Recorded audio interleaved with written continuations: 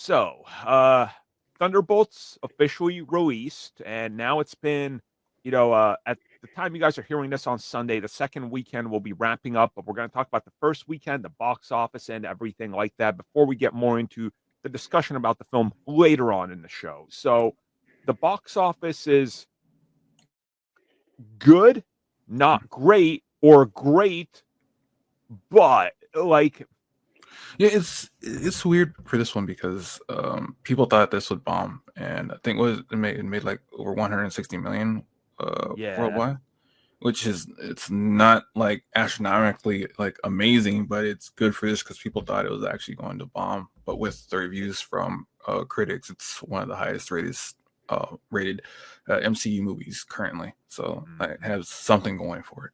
So that's where we're at with this.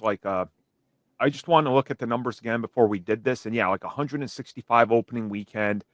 And again, the messaging behind the film is weird because is it doing less than Captain America? Yes. Is it a better film? Yes. So like, I think you got to take that into consideration when it comes to the box office as well, and realize that at some point the reception is going to be better than the numbers it does for carrying it. Like, go back to primarily phase one. The Incredible Hulk, the reviews were middling and the box office was trash, which is why you never got a sequel. Captain America and Thor reviewed in the 70s and made like 400 million each. Warrants a sequel. So we're in that situation with Captain America and Thunderbolts, and I think Thunderbolts is clearly way ahead of Captain America in terms of every metric you put it on besides box office. It's like it's just it's how it's going. I don't know. Yeah, I was gonna say, Jared, what's your take on this whole box office and result? I mean, for me, I have on my show, I have stopped putting like weight on the box office discussion simply because like I think sometimes it bogs down conversations about the actual media and that's just a me thing. I don't think there's anything wrong with discussing it. But when it comes to like what to expect with this film's performance, I think one has to keep in mind that like if this movie is to be compared to anything and box office expectations for it, it's the Marvels. Because this movie is primarily centered on characters from phase 4 and on when they were introduced, and like a handful of characters who started in television. Yeah. So with that caveat in mind and the expectation of, okay, we need people to buy in despite having to go, have they seen Falcon and the Winter Soldier? Have they seen it since, pardon me, I'm yawning because we're all exhausted. Yeah. Have they seen it since 2021? So I think there's a lot of outside factors of, are you familiar with this? That bar to clear, especially those like snippets of I think it was a Wall Street Journal article with the whole it made it hard to create new Marvel fans thing, which I don't know how much I buy that, but so I think that like Captain America, I saw you posting before about how like Captain America was getting called a flop when Thunderbolts is performing exactly the same way, and was like, oh my god, I can't believe it pulled it off.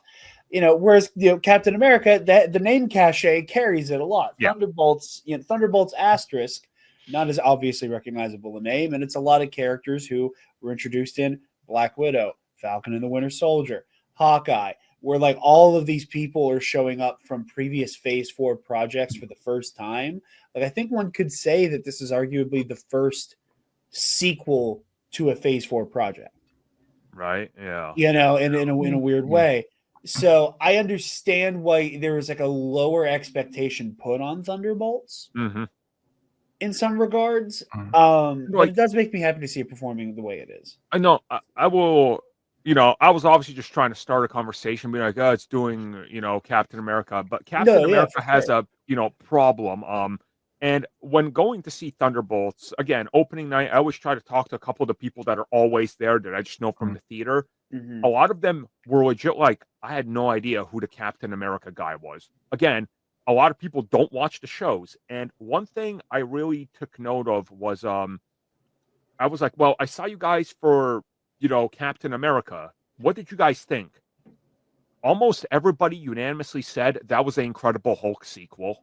And I was like, yeah, it really was. Like, they just threw Sam in there and wanted to make a Hulk sequel without Hulk. And they were like, just do this. I think, again, that was a problem with the film. There's a lot of perception problems.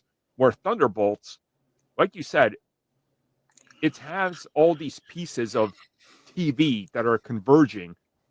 And maybe that held it back, but I also think that helps because it's introduced people to a lot of cool characters. I will not be surprised if, like when Daredevil Born Again hit, all the Netflix shows rose on viewership. This is probably going to raise, eyes on some of the projects. People are going to be like, hold up, I need to watch this Falcon and the Winter Soldier. What's this bootleg Captain America about? So I'm like, yeah, it's all going to pay off in the end, so yeah. It's also an Ant-Man sequel as well. yeah, that. Yeah, No, but real. seriously, I think that is what makes Thunderbolts kind of like a bold thing, and it makes its success at the box office. I don't want to say conditional success, but like in context success. Yeah. So impressive because again, like this is a follow up to a lot of projects that weren't either as heavily lauded, just in the way that like I think Phase 4 and Phase 5 didn't get a fair shake. In terms of like perception. I think a lot of people went in, as I've said before, with that kind of self-fulfilling prophecy of Marvel can't top the Infinity Saga, Marvel can't go past Endgame, so what are we doing here? Yep. And I think a lot of people assumed that going in and never gave these movies and shows a fair shake. I mean, I agree with your take because from a lot of perception from the casual crowd, it's usually one thing is that they want that payoff from the Infinity Saga right there and then instead of having it built up over time with new characters. They want that instant gratification with these characters when you have to get to know who they are and what they want. And I guess with this with Thunderbolts in particular, that you're starting that with characters that have been in TV shows that people might have want to go back and see where they came from and where they are then to where they are in Thunderbolts and what they want to do in the future. Yeah, I also think that's Cap's problem as well. Well, not problem necessarily, but the start of the setup for Sam being Cap was Endgame, and that was what 2019. Yeah. They waited 5 years to put that movie out. Well.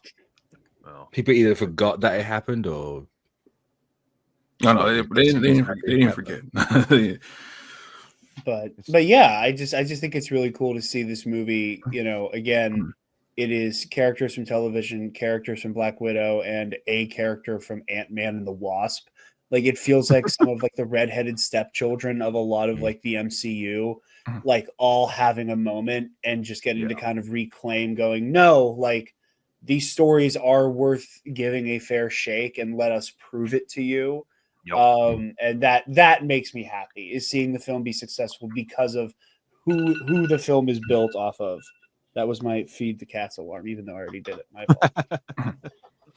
fault. No, I agree with what you're saying. So I just wanted to focus on the box office talk for a little bit because we're going to jump on to more important topics here, and we'll be back to talk about this film in just a minute. But